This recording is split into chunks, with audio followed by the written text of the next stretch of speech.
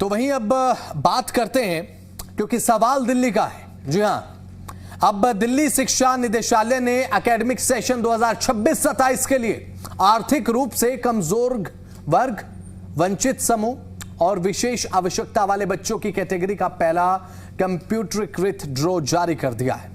इस पर करेंगे चर्चा।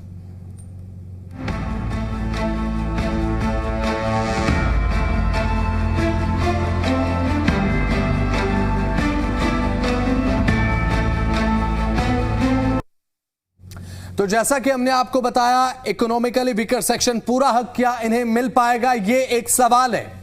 वंचित समूह और विशेष आवश्यकता वाले बच्चों की कैटेगरी का पहला कंप्यूटरीकृत ड्रॉ जारी किया गया, पूरा ड्रॉ निकाला गया।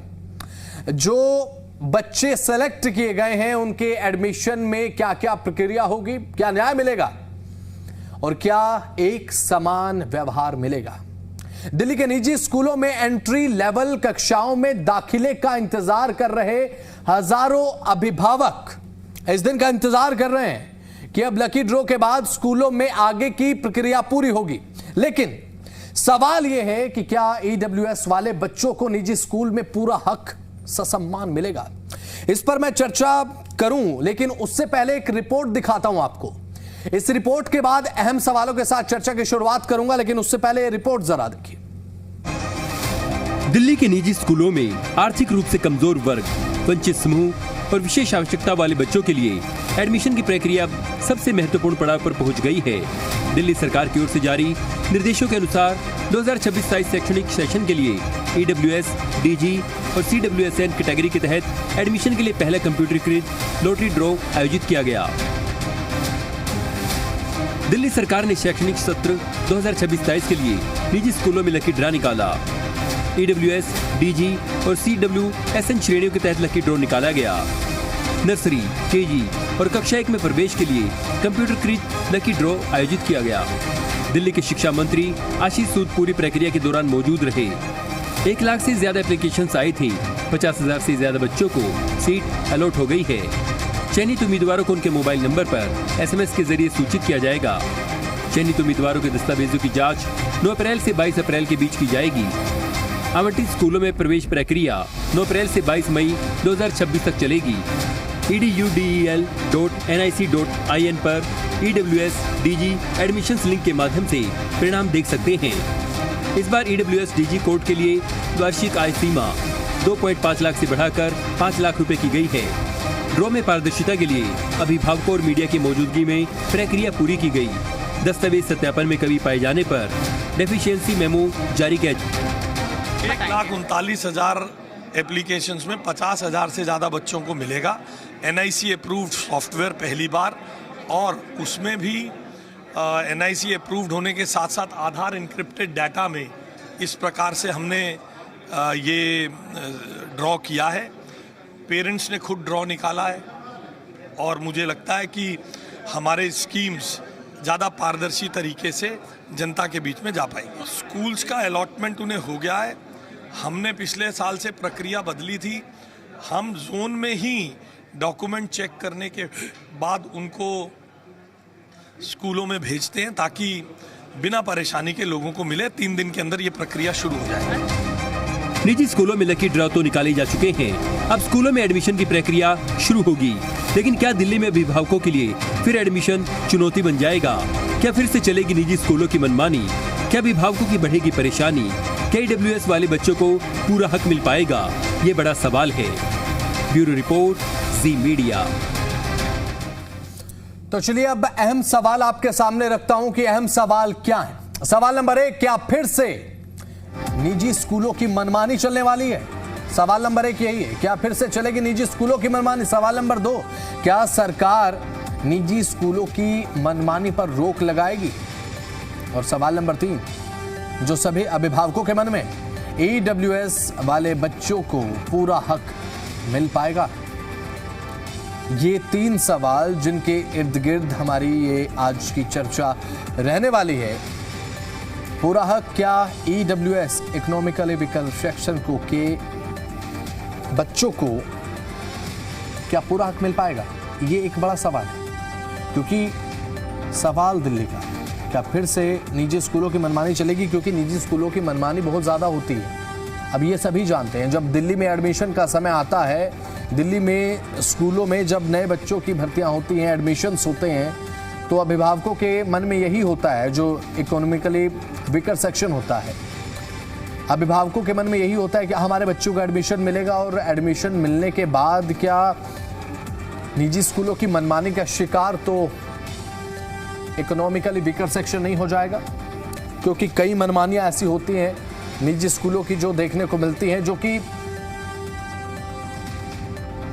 गरीब परिवारों को बहुत ज़्यादा परेशान करती हैं। इसमें कई तरीके की चीज़ें होती हैं, जैसे किताबों को लेकर, ड्रेसेस को लेकर, अलग अलग रूप से फीस जोड़ देना, ये तमाम चीज़ें होती हैं। लेकिन हाल ही में सरकार ने यह भी कहा है कि हमने अपनी तरफ से ये प्रयास किया है कि निजी स्कूलों की मनमानी पर रोक लगे। इसमें चाहे बात फीस को लेकर हो, चाहे बात ड्रेस को लेकर हो, चाहे बात किताबों को लेकर हो, तो इन सवालों के इर्द गिर्द हमारी चर्चा रहेगी। हमारे खास मेहमान हमारे साथ जुड़ चुके हैं। विष्णु पांडे हमारे साथ, प्रवक्ता आम आदमी पार्टी के, जुड़ चुके हैं। आदेश भारद्वाज, प्रवक्ता कांग्रेस, हमारे साथ जुड़ चुके हैं। Aparajita Gautam, president Delhi parents association, हमारे साथ जुड़ चुकी हैं। और अभी कुछ ही देर में भारतीय जनता पार्टी के प्रवक्ता भी हमारे साथ जुड़ जाएंगे। लेकिन आम आदमी पार्टी के प्रवक्ता जो अभी फिलहाल हमारे साथ हैं, विष्णु पांडे जी। पांडे जी, सबसे पहले मैं आपकी तरफ आना चाहूंगा। अब EWS economically weaker section draw निकाला गया है राजधानी दिल्ली में। सरकार ये कह रही है कि हम अपनी तरफ से पूरी कोशिश, ये है हमारी कोशिश कि हमने कर ही दिया है कि निजी स्कूलों की मनमानी पर विराम लगा दिया जाए। क्या आप सोचते हैं विष्णु पांडे जी, क्या सोचते हैं इस पर? क्या निजी स्कूलों की मनमानी पर रोक लगेगी और EWS के बच्चों को क्या उतना अच्छे तरीके से वो बिहेवियर स्कूल में या फिर बात अगर करें उनका पूरा हक मिल पाएगा क्या? देखिए बसंत जी, शिक्षा के लिए अगर शिक्षा के क्षेत्र में अगर कोई कदम उठाता है, कोई भी सरकार हो, उसका हमेशा स्वागत करना चाहिए। पर अब हमें समझना ये होगा कि आप ये पेरेंट्स को लेकर रिलीफ लेके आ रहे हैं या एडमिनिस्ट्रेशन रिलीफ लेके आ रहे हैं। ठीक है, पहले भी EWS के सिलेक्शंस को लेके ऑनलाइन एडमिशंस का प्रोसेस था, भरते थे स्कूल्स में, स्कूल अनाउंसमेंट करता था, सेंटर हॉल में लकी ड्रॉ निकाला जाता था। ठीक है, तो वो प्रोसेस पहले भी फॉलो होता था। अब आपने क्या किया, इसको डिजिटली कर दिया है। अच्छी बात है, डिजिटल किया है, ट्रांसपेरेंसी कर दी है आपने। कुछ नाम छूटते थे होंगे तो उसको सही से प्रॉपर आ जाएगा। लेकिन इससे पेरेंट्स को क्या रिलीफ मिल रहा है या एडमिनिस्ट्रेशन रिलीफ मिल रहा है? पेरेंट्स को तो आज की डेट में ये रिलीफ चाहिए कि जो एक बार एडमिशन होने के बाद जो 10 साल 12 साल जो पेरेंट्स परेशान है, किस चीज से परेशान है? वो तो स्कूल रेगुलेट नहीं हो पा रहा, उनकी फीस रेगुलेट नहीं हो पा रही है, उनकी किताबें, उनके बैग्स वो रेगुलेट नहीं हो पा रहे हैं, बच्चों को एडमिट कार्ड रोक दिए जा रहे हैं। जैसा हमने देखा अभी CC सेशन में देखा था फरवरी में, सूद जी ने अपने घर में 12 बजे दिया है बच्चों को मिला के एडमिट कार्ड। तो सरकारी 394 स्कूल हैं प्राइवेट जो गवर्नमेंट लैंड पे है, वो स्कूल की वो मनमानी वो कर रहे हैं अपनी। तो क्या पेरेंट्स को रिलीफ मिल रहा है जो एक्चुअल रिलीफ चाहिए? भाई ट्रांसपोर्टेशन कॉस्ट देख लीजिए स्कूल पे, वो रेगुलेशन नहीं है प्राइवेट्स में। तो पेरेंट्स को रिलीफ, अगर ये वन टाइम एडमिनिस्ट्रेशन रिलीफ है, आप समझ रहे हैं, लेकिन जो कंटिन्यूसली बेस में हर साल है, अननेसेसरी इतनी फीस हाइक हो गई है। आप देखिए कि आप भी DPS के बाहर पेरेंट्स प्रोटेस्ट करते हैं सुबह 7 बजे आके फीस को लेके। कई ऐसे स्कूल हैं जो ये कहते हैं कि आप अगले सेशन में जब भी एडमिशन लेंगे, जब पुराना बकाया फीस देंगे। तो क्या आप उसको रेगुलेट करने में सक्सेस हो रहे? पेरेंट्स को रिलीफ मिलना, एडमिनिस्ट्रेशन को वन टाइम रिलीफ मिलना एक अलग चीज है। एक साल में 1 महीने के लिए काम होता है EWS का, हुआ, उसके बाद पूरे साल क्या करना है पता ही नहीं है। तो स्कूल पे इनको एजुकेशन में करना है तो सबसे पहले तो उन बड़े बड़े स्कूलों पे कार्रवाई करें जिन्होंने मनमानी कर रहे हैं। उसको तो आप रेगुलेट कर नहीं पा रहे, आप फीस को रेगुलेट कर नहीं पा रहे, आप मनमाही 4 बुक 1000, 2000, 3000 रुपए की, आप समझ रहे हैं बैग्स इतने 1000 रुपए। तो इस पे रेगुलेट सरकार को करना चाहिए, पेरेंट्स को एक्चुअल रिलीफ देनी चाहिए। ये तो एडमिनिस्ट्रेशन रिलीफ है। अब ये मेरा प्रश्न है कि पेरेंट्स को इससे रिलीफ नहीं हो पा रहा है किसी भी तरीके से।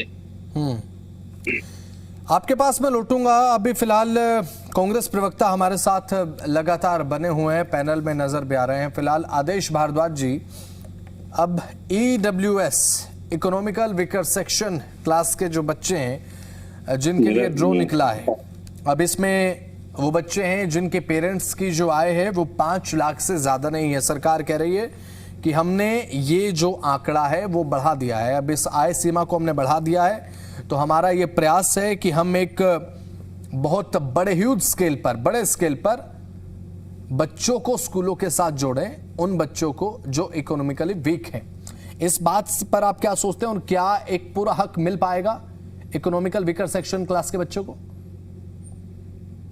बसंत जी, सच्चाई ये है कि ये हमने आरटी एक्ट 2009 में लागू किया था। श्रीमती शीला दीक्षित जी दिल्ली की मुख्यमंत्री थी और उस वक्त हमने व्यवस्था की थी, और इस व्यवस्था के कारण ही गरीब से गरीब, कमजोर से कमजोर व्यक्ति का बच्चा बहुत ही अच्छे और स्टैंडर्ड के स्कूल में पढ़ पाता था, उसको अवसर प्राप्त होता था जो भी नियम थे उसके तहत। इस बारी 33,012 बच्चों ने शॉर्ट लिस्ट हुए, लगभग 29,706 बच्चों को एडमिशन मिला और 3,506 बच्चे अभी बाहर रह गए। तो ये जो इनके कुछ कागजों में कमी, दूसरी कुछ चीजें बना के जो इनको एडमिशन नहीं दिया, ये दुर्भाग्यपूर्ण है। एक भी बच्चा, मनमोहन सिंह जी ने जब केंद्र में कांग्रेस की सरकार थी तो राइट टू एजुकेशन हम लेके आए थे, और उसका कि हर बच्चा शिक्षित हो, उसको शिक्षा मिले, वो वंचित ना रह जाए। तो ये एक किया गया था, लेकिन पिछले साल इन्होंने जो हमारा एक्ट था, श्रीमती इंदिरा गांधी जी थी और तब यूनियन टेरिटरी होता था 1973 में एजुकेशन के लिए बनाया गया था, उसी में हमने आरटीई नियम 2011 श्रीमती शीला दीक्षित जी के समय में संशोधन किया, और जिसके अंदर स्कूल की मोनोपोली नहीं हो सकती, पेरेंट पर बच्चों के ऊपर कोई दबाव नहीं हो सकता, फीस जो है वो सरकार तय करेगी।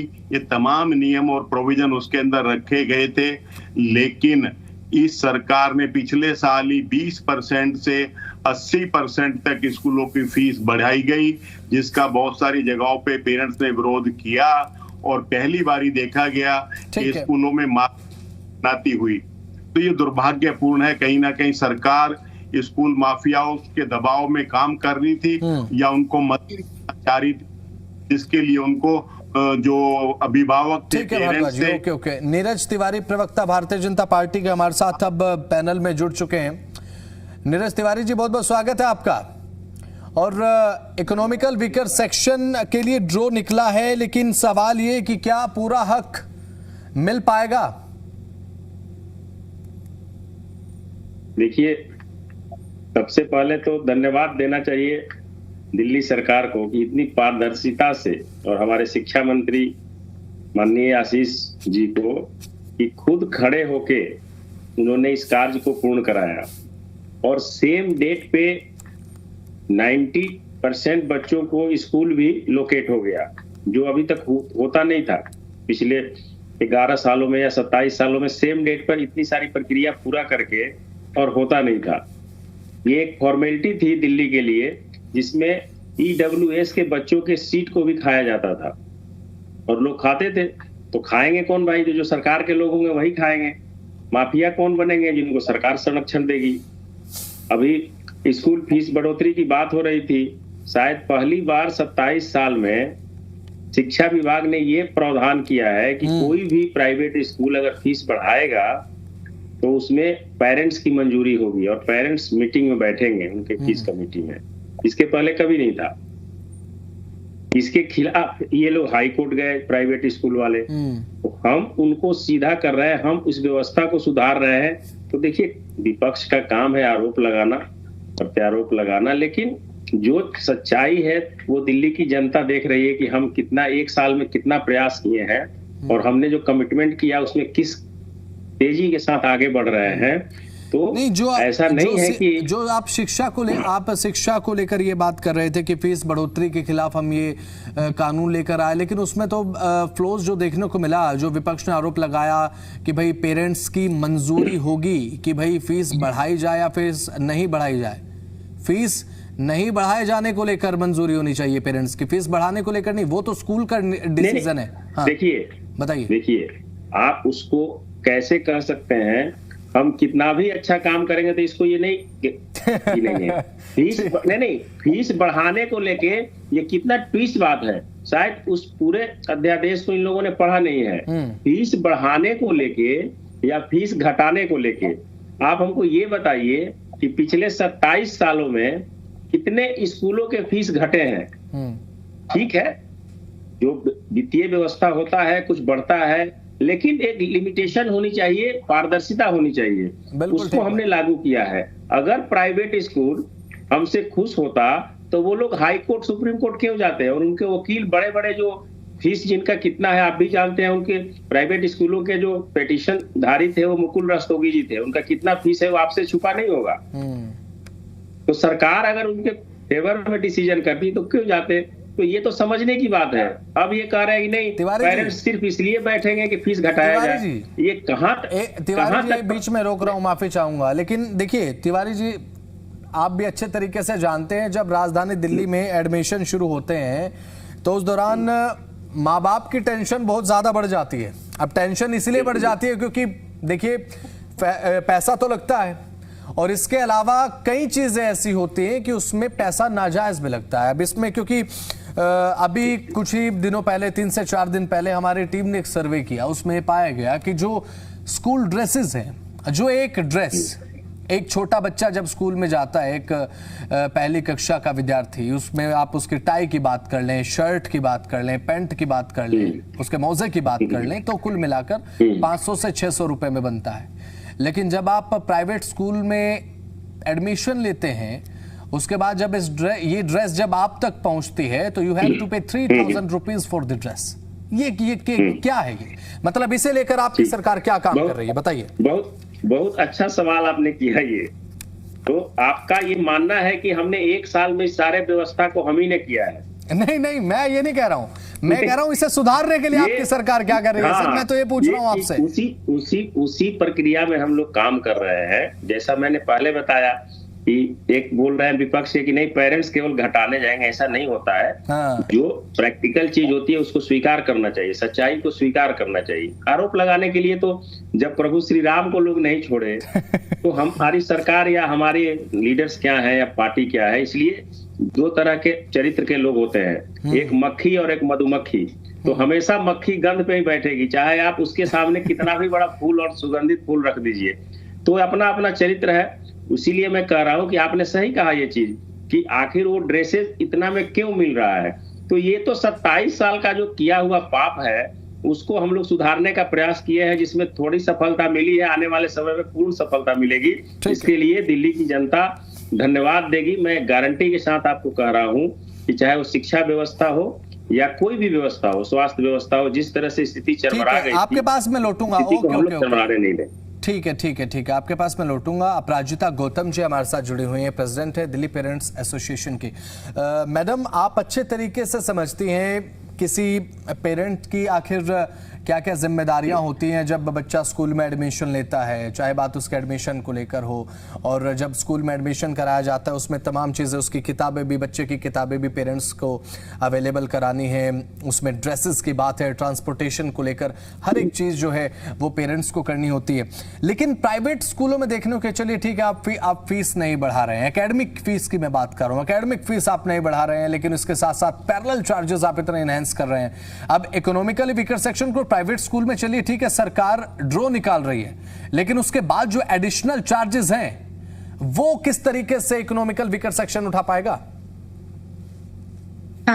पसंद जी, मैं आपसे एक अनुरोध करूंगी कि आपने जो प्रश्न पूछा है मैं उसका जवाब डेफिनेटली दूंगी। उससे पहले, क्योंकि मेरे से पहले 3 प्रवक्ता ने जवाब दिया, वो पॉलिटिकल था, बट उनकी मैं क्लैरिफिकेशन एक के बाद एक देना चाहूंगी। जैसे आम आदमी प्रवक्ता विष्णु जी ने अपनी बहुत ज्यादा तारीफें की कि हमने ये किया वो किया, और वो ईडब्ल्यूएस का ना जवाब देके उन्होंने मुद्दा को डाइवर्ट कर दिया इश्यूज में, ठीक है। और मैं आपको बता देती हूँ 10 साल आम आदमी पार्टी रही है, उन्होंने भी दिल्ली में कुछ अच्छे काम नहीं किए हैं।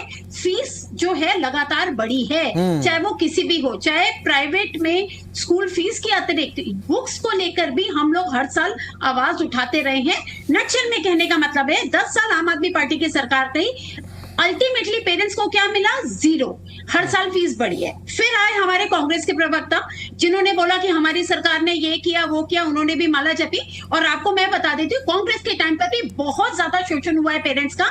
और कहीं पर भी उन्होंने एक बात की थी, शायद उनको लॉ का नहीं पता, उन्होंने बोला था सरकार ने फीस का निर्धारण किया था और सरकार फीस निर्धारण करती थी। मैं उनसे अनुरोध करूंगी कि प्लीज आप शिक्षा से संबंधित जो लॉ है उसको पढ़ लीजिए। किसी भी सरकार ने कभी भी फीस का निर्धारण नहीं किया, कभी भी ब्लैंकेट ऑर्डर नहीं आया, वो हमेशा स्कूलों के ऊपर आता है। अब तीसरी बात में आती हूँ, बीजेपी के प्रवक्ता ने जो बोला, देखिए यहाँ पर आपका जो क्वेश्चन है ईडब्ल्यूएस से संबंधित है, बीजेपी के प्रवक्ता ले आए एक्ट की बात को, तो मैं आपको बता देती हूँ आज के डेट में एक्ट एक्टिवली नहीं है क्योंकि कोर्ट में उसको चैलेंज किया गया है। एज ऑफ नाउ जब आप और हम बात कर रहे हैं 26-27 में भी वो मैंने उठाया ना मुद्दा कि उसमें फ्लोज विपक्ष ने सामने रखे। बिल्कुल आपने सही कहा, बट उन्होंने बोला कि पेरेंट्स को पावर दे दी गई। मैं आपको सच्चाई बता दूं, पेरेंट्स को कोई पावर नहीं दी गई क्योंकि पीटीए स्कूल अपनी डमी पीटीए बनाता है।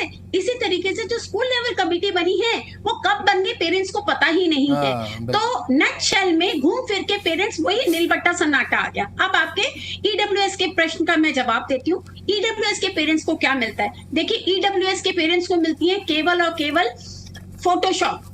मैं इसलिए इस शब्द का इस्तेमाल कर रही हूं, मैं दिल्ली सरकार को, नई सरकार को धन्यवाद करूंगी जिन्होंने लाइव ड्रॉ निकाला। मैं अब ड्रॉ निकालने के बाद आपको रियलिटी चेक करवाना चाहूंगी क्योंकि पिछले कई सालों से हम इसमें काम कर रहे हैं।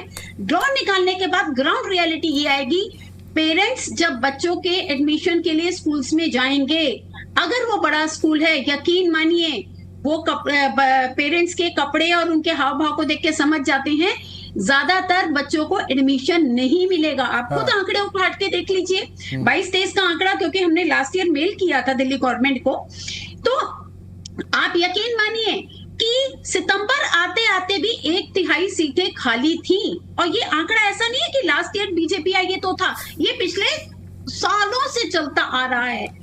यहाँ पे एक प्रश्न ये है कि जब नर्सरी के एडमिशन हो रहे हैं, स्कूल खुल चुके हैं, क्या गरीब के बच्चे को 1 अप्रैल से नए सेशन में अपने साथियों के साथ पढ़ने की जरूरत नहीं है? आज आप और हम बात कर रहे हैं 6 को ड्रॉ निकाला जाएगा, 3 दिन में होगी प्रक्रिया, कब कागज होगा, अप्रैल एंड आते आते जिनको एडमिशन होगा उनमें जो परसेंटेज होगी लेस देन 50 उनको एडमिशन मिलेगा। ठीक है, बाकी जो 50 होगा, second draw, third draw, fourth draw चलता रहेगा और ईयर एंड तक उन बच्चों का एडमिशन होता है। जबकि ये फाउंडेशन स्टेज की हम बात कर रहे हैं क्योंकि नेशनल एजुकेशन पॉलिसी ने तो फाउंडेशन स्टेज पे फोकस किया है। अब दूसरा जो आपने पूछा ईडब्ल्यूएस के पेरेंट्स को क्या होता है, रियलिटी चेक मैं आपको करवा देती हूँ। ईडब्ल्यूएस के पेरेंट्स को रियलिटी में हार्डली कोई स्कूल है जो सारी किताबें, बुक्स, यूनिफॉर्म, कॉपीज, यहाँ तक कि स्टेशनरी, जब मैं आरटीए एक्ट को पढ़ती हूँ और पुराने ऑर्डर्स को पढ़ती हूँ, यहाँ तक कि स्टेशनरी में एक रबड़, एक पेंसिल, एक शॉर्पनर तक भी स्कूल की देने की जिम्मेदारी है। बट ग्राउंड रियलिटी में क्या होता है, स्कूल एहसान जताता है कि हमने आपको एडमिशन दे दिया है और आप हमसे ये सारी चीजें नहीं मांगे, कोशिश करें खुद खरीद लें। और यहाँ तक कि स्कूल के इन गरीब बच्चों को, मेरे को कहते हुए भी शर्म आ रही बसंत जी, पुरानी किताबें दी जाती हैं, मतलब दस्तावेजों को पूरा करने के लिए, या फोटोकॉपी दी जाती है। ये होता है गरीब के बच्चों के साथ। तो आपने मुझसे पूछा, आई विश मैंने आंसर दे दिया जो आपका प्रश्न था। मैडम, इन चीजों को किस तरीके से सुधारा जाए? मैं बीजेपी प्रवक्ता अभी फिलहाल हाथ उठा रहे हैं, उनकी तरफ जाऊंगा जरूर, लेकिन मैं ये आपसे समझना चाहता हूं कि अभी फिलहाल क्योंकि आज का डिबेट जो हमारा है, चर्चा का विषय वो यही कि अब इकोनॉमिकल वीकर सेक्शन को लेकर ड्रॉ तो निकाल दिया, लेकिन इस ड्रॉ तक सीमित ना रहे, ये पूरा का पूरा जो ध्यान सरकार ने अगर केंद्रित किया है कि भाई हम पूरी पारदर्शिता के साथ इकोनॉमिकल वीकर सेक्शन के साथ खड़े हैं, ड्रॉ निकलवाया है, शिक्षा मंत्री आशीष सूद की मौजूदगी, अभिभावकों की मौजूदगी, तो कम से कम मुझे लगता है कि वहां भी ये मौजूदगी सुनिश्चित की जानी चाहिए जब इन बच्चों को किताबें बांटी जा रही हो, जब इन बच्चों को ट्रांसपोर्टेशन के बारे में बताया जा रहा हो, जब इन बच्चों को ड्रेसेस दी जा रही हो, वो मौजूदगी वहां पर मैटर करेगी। बिल्कुल होती है वसंत जी, आपने जो बहुत सही प्रश्न किया, क्योंकि मैं आपको बता देती हूँ सरकार की तरफ से या शिक्षा विभाग की तरफ से हर स्कूल में 2 या 4 शिक्षा अधिकारी होते हैं जो रिप्रेजेंट करते हैं गवर्नमेंट को। ये अधिकारियों को ही जिम्मेदारी दे दी जाए, उनकी रिस्पॉन्सिबिलिटी होनी चाहिए। सिस्टम को बदलने का आपने प्रश्न पूछा, सिस्टम 1 साल में बदला जा सकता है क्योंकि सरकारें बदल गई, हमारी जो हालत है वो नहीं बदली। क्यों? सिस्टम में जो करप्ट अधिकारी बैठे हुए हैं, जो स्कूल के साथ सांठगांठ करके, मैं बोलूंगी सरकार की नहीं सुनते वो लोग भी, चाहे XYZ कोई भी सरकार हो। तो हमारा आज की डेट में ये कि जो सरकारी अधिकारी जिम्मेदार है उस पे कार्रवाई हो। जिस दिन ये होना शुरू हो जाएगा, यकीन कीजिए, क्योंकि मैं देख रही हूँ जी बहुत अच्छे से मुहिम चला रहा है किताबों की, प्राइवेट पब्लिशर्स की।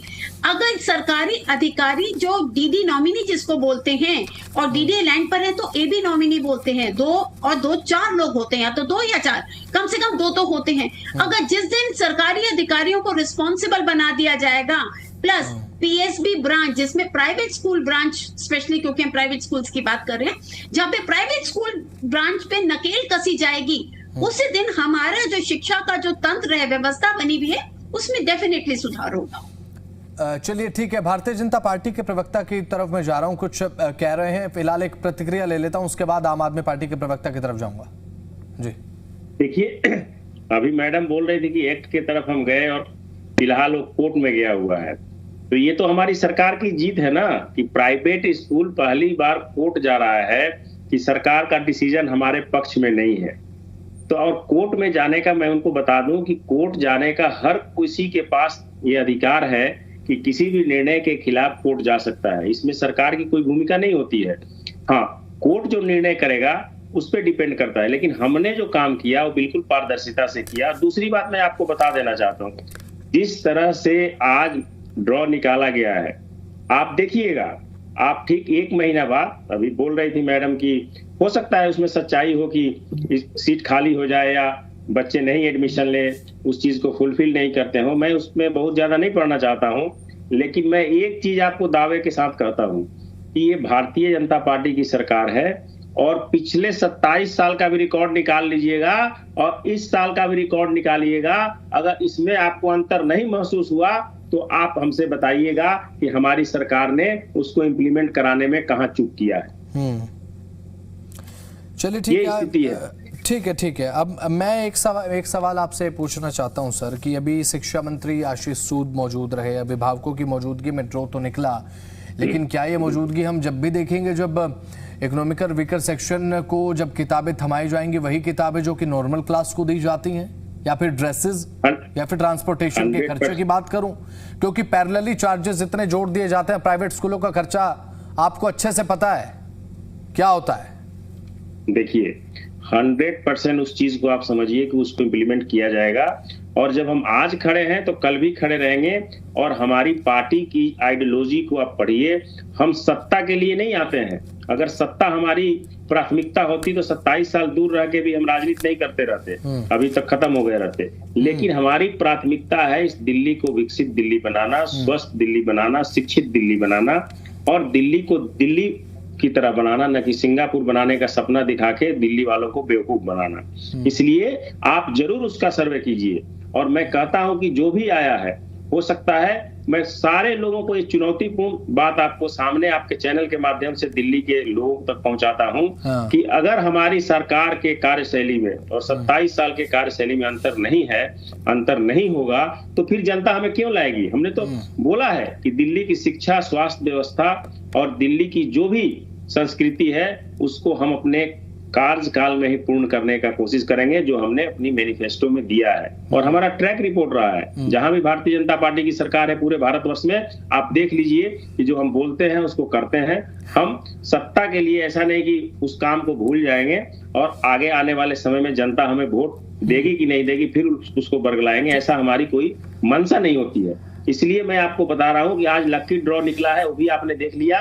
पूरी शिक्षा मंत्री जी थे वहां पे, पूरी जनता थी, पूरी मीडिया थी। ठीक है, लौटूंगा आपके पास। विष्णु पांडे जी लगातार बने हुए हमारे साथ, आम आदमी पार्टी के प्रवक्ता। इसी तरह से 10 सेकेंड, इसी तरह से आप देख 2 महीने बाद इस चीज का सर्वे कीजिए सारे स्कूलों का, कि जिन बच्चों का जो स्कूल लोकेट हुआ है वो बच्चे वहां एडमिशन लिए कि नहीं लिए, और जो भी नियम है उसके तहत उनको वो सामग्री मिला कि नहीं मिला। सही बात है, बिल्कुल इसका सर्वे भी होगा सर, इसका सर्वे भी होगा, इसका सर्वे भी जरूर होगा। पूरी तरह से सरकार हमारी सतर्क है क्योंकि हमने देखा है 27 सालों में शिक्षा और स्वास्थ्य व्यवस्था को दिल्ली ठीक है। से कैसे लोगों ने लूटा है और सरकार इसका सर्वे जरूर होगा अपने स्तर पर, तो हम सर्वे करेंगे। मुझे लगता है विष्णु पांडे जी लगातार इसे लेकर ये सोच ही रहे होंगे कि कब 1 से 2 महीने का समय बीते और कब हम इसे लेकर जाएं भाई ग्राउंड में कि कितने बच्चों को अलॉट हुआ था स्कूल और क्या मौजूदा कंडीशन है। पांडे जी, ये तो आज ही स्पष्ट कर दिया गया है।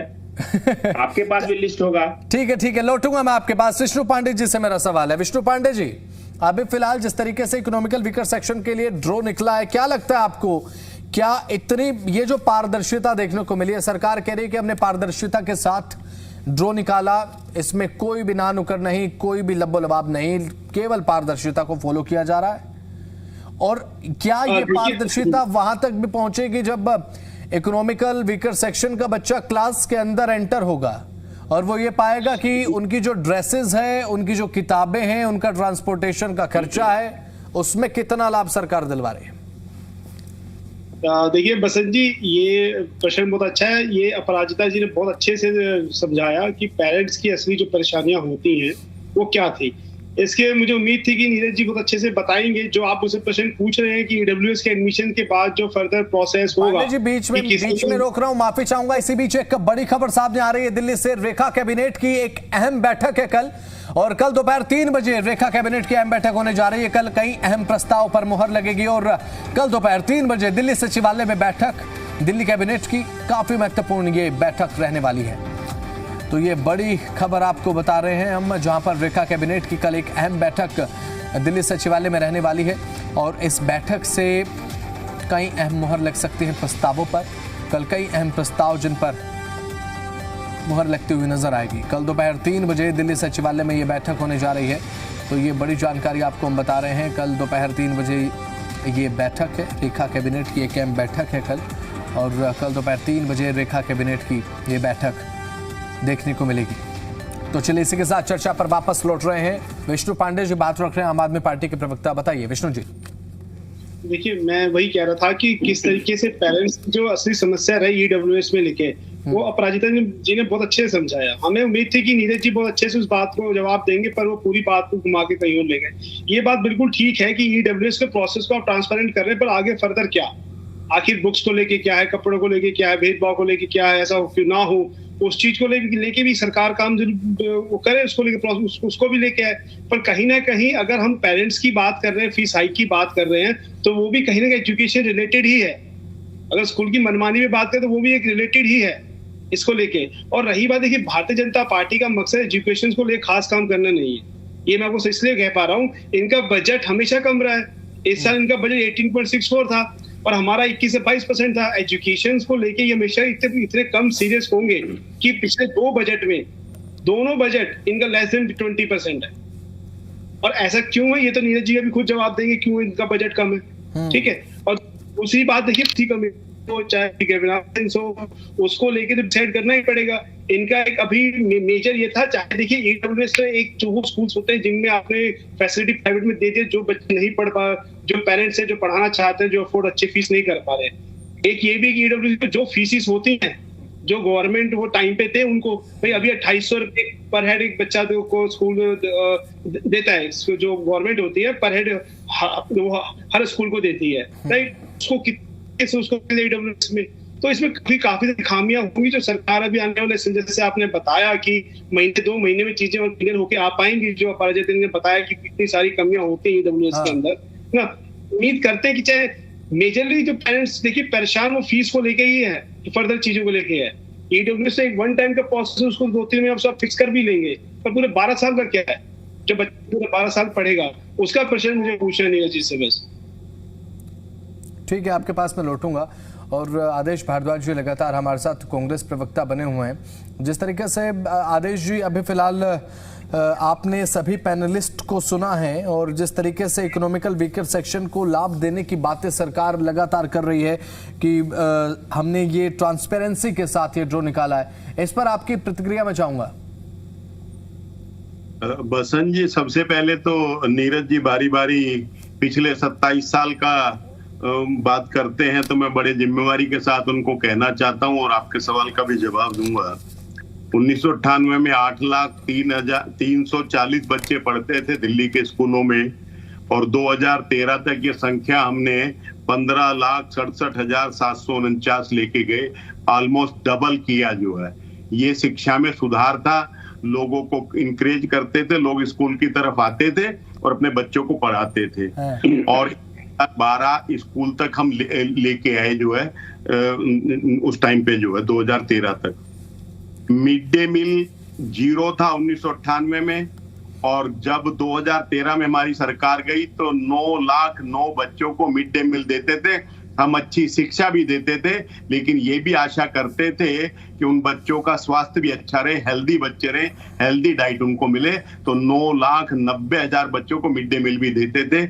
एक सर्वे के अनुसार पता चला, भी 1 साल से ज्यादा हो गया है, कि दिल्ली के सरकारी स्कूलों का जो सर्वे किया गया उससे ये पता चला कि अब हमारे बच्चों का ग्रोथ जो है वो सामान्य से कम है। ये सरकारों की उपलब्धता है। दिल्ली के अंदर जो बजट था सर, प्राइवेट स्कूलों में कौन सा मिड डे मील चला है कांग्रेस के कार्यकाल में? बताइए, प्राइवेट स्कूल में कौन सा मिड डे मील चला? प्राइवेट स्कूलों में जो उसकी फीस है उसका पैसा हम वहन करते हैं, जो उसकी किताबें है उसका वहन करते हैं 2009 से। बसंत जी, 2000 हम उस पैसे को हम वहन करते हैं, सरकार देती है, उस सरकार देती है। और जो मैं आपको बता दूं, जो 1998 9% बजट होता था, हमने उसको 21% तक लेके आए। दिल्ली के बजट का 21% दिया। इस साल सरकार ने जो बजट पेश किया है उसमें 21% ताकि उसको 19% पे ले आई है। तो और कहने के लिए कि केजी से पीजी तक की शिक्षा फ्री देंगे। मैनिफेस्टो में तो ये लिखा तिवारी नीरज जी के में कि हम केजी से पीजी तक की शिक्षा फ्री देंगे। जो बच्चे कोचिंग लेते हैं मुखर्जी नगर में, दूसरी जगहों पे, गांधीनगर में, पटेल नगर में, इनको एक मुफ्त 1,000 रुपए देंगे। बजट कम कर रहे हैं, घोषणाएं ज्यादा करते हैं। तो ये जो अंतर है भारतीय जनता। चलिए ठीक है, आपके सवाल का जो जवाब है मैं लूंगा। आपने अपनी सरकार के कार्यकाल की वो तमाम उपलब्धियां गिनाई जो कांग्रेस से जुड़ी हुई हैं। मुझे लगता है आपके जो राजनीतिक साथी हैं, चाहे बात यहाँ मैं तिवारी जी की कर लूं या फिर पांडे जी की, वो पता नहीं कितना इत्तेफाक इससे रखते होंगे। लेकिन अपराजिता गौतम हमारे साथ लगातार बनी हुई हैं। अब अपराजिता जी, अब एक आप मुझे ये बात बताइए कि इकोनॉमिकल वीकर सेक्शन, चलिए ठीक है, प्राइवेट स्कूल में एडमिशन तो ले लेगा, लेकिन क्या यहाँ पर माँ बाप की टेंशन खत्म हो जाती है क्या एडमिशन के साथ? पूरे साल जूझना पड़ता है इकोनॉमिकल वीकर सेक्शन के माँ बाप को हर महीने की फीस को लेकर, चाहे भले ही सरकार कितना साथ देने का बात कर रही हो। नहीं, यहाँ पे थोड़ा सा मैं करेक्ट करूंगी। ईडब्ल्यूएस का जब एडमिशन हो जाता है ना, तो महीने की फीस नहीं लेता है स्कूल, बट यस बच्चों का, जैसे मैंने पहले कहा, मैडम अलग चार्जेस बहुत हो जाते हैं बच्चों के। हाँ, वो अलग चार्जेस है। और एक महत्वपूर्ण बात, आप बार बार ट्रांसपोर्ट की बात कर रहे हो, ट्रांसपोर्ट से संबंधित हमारे इसमें कोई लॉ नहीं है। मैं दिल्ली गवर्नमेंट का बहुत धन्यवाद अगर प्रकट करूंगी, यदि वो ऐसा भी कानून लिया है कि ईडब्ल्यूएस को ट्रांसपोर्ट भी देना उनकी जिम्मेदारी है, क्योंकि उससे संबंधित कोई फिक्स लॉ नहीं है। एक बात। दूसरी बात है, ये इसमें ये भी ऐड करें, जो स्कूल जो ईयरली ट्रिप करता है, जो लोकल बच्चों को ले जाता है पिकनिक वगैरह में, पिकनिक के नाम का जब ईडब्ल्यूएस बच्चे से 2,000 रुपया मांगा जाएगा, तो जहां पर जिनकी तनख्वाह बहुत कम होती है, तो यकीन मानिए वो 2,000 रुपए नहीं दे सकते। तो ऐसे कई स्टेप्स आते हैं, या एनुअल फंक्शन लगा लीजिए, ऐसे कई स्टेप्स आते हैं जहाँ पे ईडब्ल्यूएस बच्चे को हीन भावना से देखा जाता है। जो पूरी तरीके से गलत है, क्योंकि जब आपके पास ऐसे बहुत सारे केसेस आए होंगे, हमारे पास भी आए हैं, क्योंकि क्लासरूम में भी ईडब्ल्यूएस बच्चे को किनारे पर बिठा दिया जाता है। ठीक है, तो यहाँ पे जो डिफरेंशिएट किया जाता है, ईडब्ल्यूएस बच्चे को अलग थलग कर दिया जाता है, ये गलत है जो प्राइवेट स्कूल द्वारा। मैंने अपनी बात में जो पिछली बार कहा था कि ईडब्ल्यूएस बच्चों का है, प्रश्न यहाँ पे ये है कि हम ये चाहेंगे कि नई दिल्ली सरकार इस बात को सुनिश्चित करे 25% जो कोटा है ईडब्ल्यूएस बच्चों का, वो लगातार उसको मेंटेन रखा जाए, नंबर 1। नंबर 2, जेन्युइन ईडब्ल्यूएस के बच्चे हों, क्योंकि हमने ये भी देखा जब ईडब्ल्यूएस की सीट्स खाली होती है ना, तो जनरल कैटेगरी के फॉल्स ईडब्ल्यूएस करवा के 5, 7, 10 लाख में वो सीट बेच दी जाती है। और इतनी स्ट्रांगली मैं इस बात को क्यों कह रही हूँ, क्योंकि हमारे पास डेटा है, और उस डेटा को हमने सैंपल डेटा लिया था 16 स्कूलों का, और यकीन मानिए बसंत जी 16 स्कूलों में 10 सालों में, आम आदमी पार्टी सरकार की मैं बात कर रही हूँ यहाँ पर, मैं पॉलिटिकली नहीं जाना चाहती बट मैं आपको डेटा बताना चाहती हूँ। 16 स्कूलों को जब डेटा हम लोगों ने कंपाइल किया तो ये जानकारी मिली, 16 स्कूलों ने 10 सालों में 15,127 गरीब बच्चों की सीटें गायब कर दी हैं। मतलब इन स्कूलों ने अपने स्कूल में 15,000 बच्चों को एडमिशन नहीं दिया। कितने स्कूल? मात्र 16। तो समझिए लार्जर स्केल में देखेंगे तो क्या होगा। एक चीज और ऐड करना चाहूंगी, एडमिशन शुरू में तो मिल जाएगा नर्सरी में, बट लेटर ऑन धीरे धीरे धीरे करके उन बच्चों को, जो जैसे मैंने आपसे बताया हीन भावना करते हैं, उन बच्चों को स्कूल इतना दबाव बनाता है कि पेरेंट अपनी तरफ से ही निकाल लेता है, चाहे एक्स्ट्रा खर्चा हो, चाहे बच्चे को जिस तरीके से हरासमेंट मिल रहा है। तो गरीब के पास, जेन्युइन गरीब की मैं यहाँ पे डेफिनेटली बात करूंगी, वो अपने बच्चे को निकाल लेता है।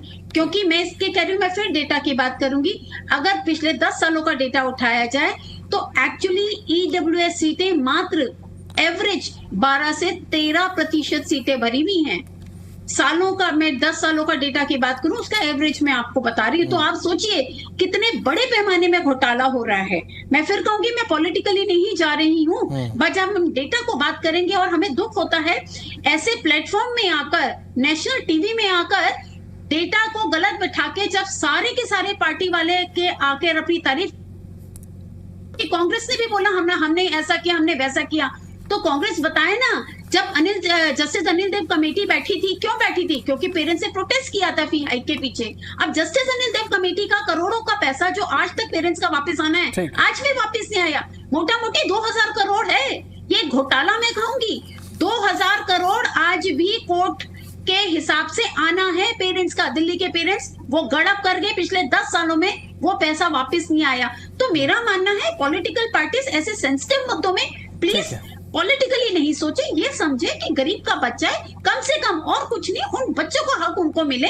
और मैं ही चाहूंगी नई पार्टी से कृपया, बहुत इंपॉर्टेंट बात आपने कही है, एक बहुत इंपॉर्टेंट बात आपने कही है अपराजिता जी, मैं बिल्कुल इस बात से सहमत हूं कि एडमिशन तक ही सरकार ये ट्रांसपेरेंसी ना बरते, बल्कि उसके बाद जब एडमिशन कराने के बाद का जो पूरा का पूरा प्रोसेस रहता है, चाहे बात बच्चे के साथ बिहेवियर की हो या फिर क्लास में किस तरीके से बच्चे के साथ ट्रीट किया जा रहा है, उसमें डिफरेंशिएशन नहीं आना चाहिए, एक नॉर्मल कैटेगरी की तरह उसे ट्रीट किया जाए। नीरज तिवारी जी, ये भी आपको अच्छे तरीके से समझना होगा, ये भी मुझे लगता है कि सरकार की एक बहुत बड़ी जिम्मेदारी है।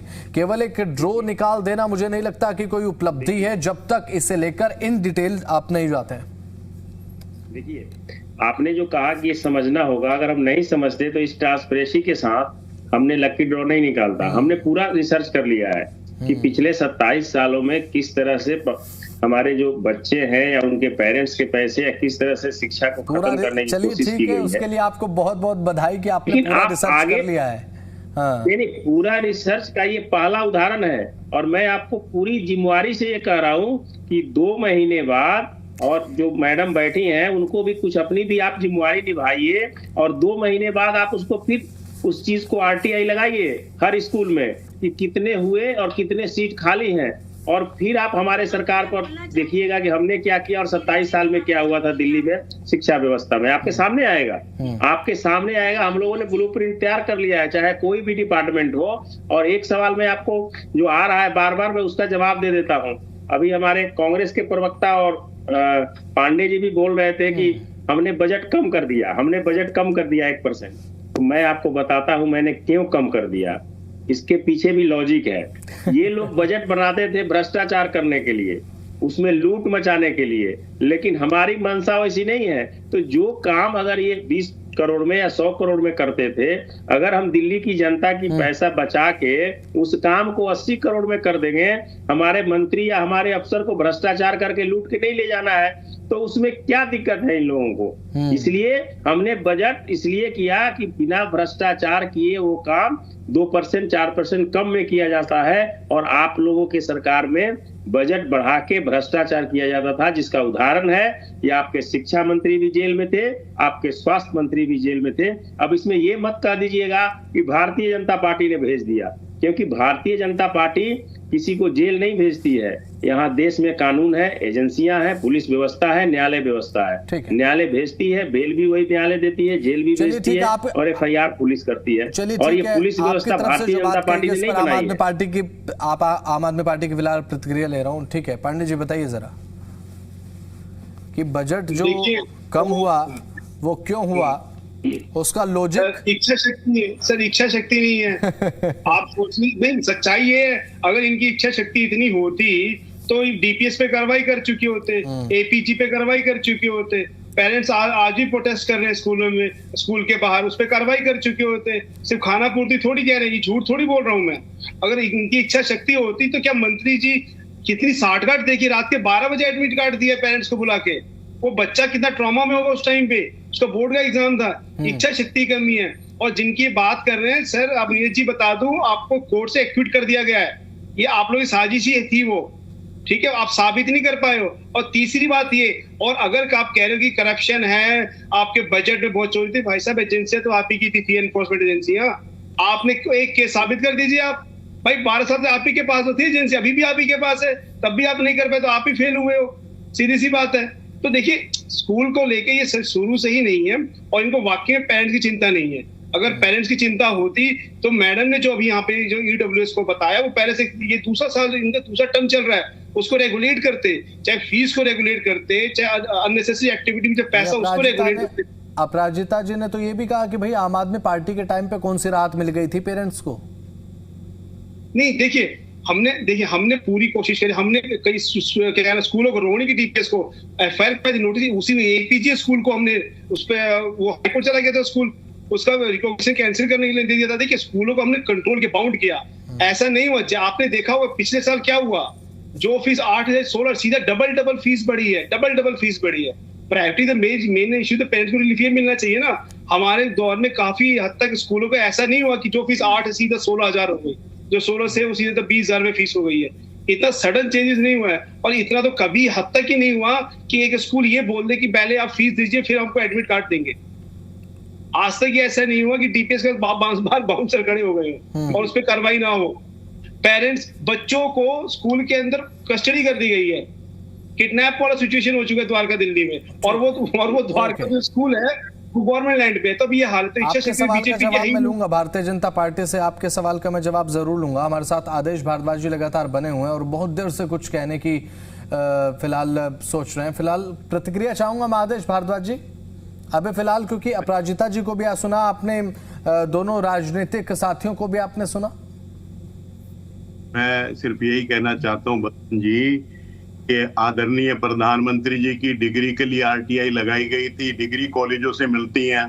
एक दिन था कि प्रसाद जी दोनों केंद्रीय मंत्री थे, वो प्रधानमंत्री जी की डिग्री दिखा रहे थे, BA की और MA की, और बाद में कानून बदला के प्रधानमंत्री की कोई डिग्री नहीं था। जबकि देश में ये संविधान प्रोविजन है कि जो भी व्यक्ति इलेक्शन का नॉमिनेशन फाइल करेगा उसको अपनी एक एक चीज, अपने स्पाउस, अपने परिवार की भी जानकारी देनी होगी। तो ये इतने पारदर्शी और इतने ईमानदार लोग हैं, ये बड़े दुख के साथ कहना पड़ रहा है। दिल्ली द्वारका एस्टीमेट कॉस्ट 16 करोड़ रुपए पर किलोमीटर थे, लेकिन जब फाइनल हुआ तो 251 करोड़ पर किलोमीटर की लागत दी गई जो है। तो ये इतनी पारदर्शी सरकार है। जो अपराजिता जी कह रही थी, मैं उनका सम्मान करता हूं, लेकिन अपराजिता जी 1998 24,000 सीटें थी पॉलिटेक्निक की और दिल्ली यूनिवर्सिटी की, हमने बढ़ा के उनको 50,000 से ज्यादा किया। तो ये है जो शीला दीक्षित समय में की गई। कितने कमरे बनाए, 33% रिजल्ट को 97% तक ले गए, लेकिन हम गलत। जैसे केजरीवाल जी कहते थे कि बहुत भ्रष्टाचार था, अपराजिता जी ने भी कह दिया बहुत भ्रष्टाचार है। लेकिन मैं ये कहना चाहता हूं, ठीक है, चलिए आपके पास मैं लौटूंगा। अपराजिता जी से एक मैं आखिरी सवाल लेना चाहूंगा, उसके बाद एक लास्ट कमेंट सभी पार्टियों से मिलूंगा, उसके बाद वाइंड अप करूंगा। अपराजिता जी, मैं ये समझना चाहता हूं कि सरकार ने ट्रांसपेरेंसी के साथ ड्रॉ तो निकाल दिया, लेकिन प्राइवेट स्कूलों के लिए मुझे लगता है कि सरकार को कुछ ऐसा कड़ा नियम बनाना चाहिए कि इकोनॉमिकल वीकर सेक्शन को सिक्योर करने के लिए प्राइवेट स्कूल क्या करें। इसे लेकर मुझे लगता है क्या सरकार को सख्त होने की बहुत ज्यादा जरूरत है ताकि मनमानी पर पूर्ण तरीके से रोक लगे। जी बिल्कुल बसंत जी, सरकार को इस मुद्दे पे बहुत ज्यादा सख्त होने की जरूरत है। जिस तरीके से आज ट्रांसपेरेंट तरीके से अगर ड्रॉ निकाला गया है, इसी फ्लो को बनाते हुए सरकार ये सुनिश्चित करे उन बच्चों को स्कूलों में जब जाएगा पेरेंट अपने बच्चे का एडमिशन करवाने के लिए, उन बच्चों को वो प्राइवेट स्कूल परेशान नहीं करे। क्योंकि जैसे मैंने अपनी पहली बात में कहा कि बड़े जो नामी स्कूल है ना, वो नहीं चाहते कि गरीब का बच्चा उनके साथ पढ़े, उनकी रेपो खराब होती है, टीचर को अच्छा नहीं लगता, मैं बोलूंगी स्कूल को लगता है कि मेरी रेपो खराब हो रही है। और मैं माफी चाहूंगी, यस कुछ पेरेंट्स हो सकते हैं जिनको लगता है कि मेरा बच्चा गरीब के बच्चे के साथ नहीं पढ़े। दूसरी बात, यहाँ पे मैं छोटी सी बात कहूंगी, यहाँ पे मैं डेफिनेटली, एक तो बीजेपी प्रवक्ता ने बोला 2 महीने बाद आरटीआई लगा ले। मेरा नीरज जी आपसे एक विनम्र अनुरोध रहेगा, आरटीआई लगाने की बजाय 2 महीने बाद आप ही एजुडेल में डेटा अपलोड कर दीजिएगा ना, आरटीआई लगाने की जरूरत नहीं पड़ेगी। आरटीआई एक लंबा प्रोसेस है, तो आप ट्रांसपेरेंसी की बात कर रहे हैं, सब कुछ अपलोड कर दीजिए, कोई दिक्कत ही नहीं आएगी। दूसरी बात, अभी ये डीपीएस की बात हुई, कार्यवाही हुई, भैया डीपीएस में आज तक कोई कार्यवाही नहीं हुई, चाहे मथुरा रोड है चाहे द्वारका हो। वो इसीलिए राक्षस की तरह फैल रहे हैं क्योंकि डीपीएस में, माफी चाहूंगी, वो पॉलिटिकल पार्टी उसको कर रही है। ओके ओके ठीक है। विष्णु पांडे जी, एक आखिरी प्रतिक्रिया सर, केवल 10 सेकेंड। देखिए सर, सबसे पहले सरकार को अपनी ज्यादा इच्छा शक्ति दिखानी चाहिए एजुकेशन को लेके, और जल्दी से रेगुलेट करना चाहिए। क्योंकि जिस तरीके से जितना देर करेंगे रेगुलेट करने में, उतना पेरेंट्स परेशान होते हैं। पेरेंट्स रिलीफ को देना चाहिए, ना कि एडमिनिस्ट्रेशन रिलीफ को देना चाहिए। पेरेंट्स जी, एक लास्ट कमेंट सर, केवल 10 सेकंड में, उसके बाद आपके सवाल का मैं जवाब लूंगा, वाइंड अप करूंगा फिर। हसन जी, ईडब्ल्यूएस की प्रक्रिया ऐसे नहीं है। ईडब्ल्यूएस की एडमिशन की प्रक्रिया ये है कि 3 बच्चे स्कूल अपनी मर्जी से लेगा, चौथा बच्चा हमारा होगा ईडब्ल्यूएस का, उसके बाद 3 बच्चे लेगा। ये नहीं है कि क्लास 1 तारीख से लग गया, ईडब्ल्यूएस का रिजल्ट आ रहे 6 तारीख को। डे वन से एडमिशन मिलता था, और चौथा 5वां बच्चा। तिवारी जी, एक लास्ट कमेंट सर। ठीक है भारद्वाज जी, ओके ओके। तिवारी जी, एक लास्ट कमेंट सर, ओके। मैं आपको भी आश्वस्त कर रहा हूँ, आपके चैनल के माध्यम से दिल्ली की जनता को भी और पेरेंट्स को भी, कि पूरी पारदर्शिता रहेगी और हमारे शिक्षा मंत्री जेल नहीं जाएंगे घोटाला में, ये मैं आश्वस्त कर रहा हूँ। और अपराजिता चलिए ठीक है, आप सभी का बहुत बहुत शुक्रिया। जुड़े आप दिल एनसीआर हरियाणा को समय आपने दिया, बहुत बहुत शुक्रिया आप सभी का। अब देखने की बात ये होगी कि अब ईडब्ल्यूएस वाले बच्चों को क्या उनका पूरा हक मिल पाएगा। ड्रॉ तो निकल गया, लेकिन सरकार क्या तत्परता आगे भी इसी तरीके से जारी रखेगी, ये बताएगा भविष्य। फिलहाल वक्त ब्रेक, जल्द लौट रहे हैं।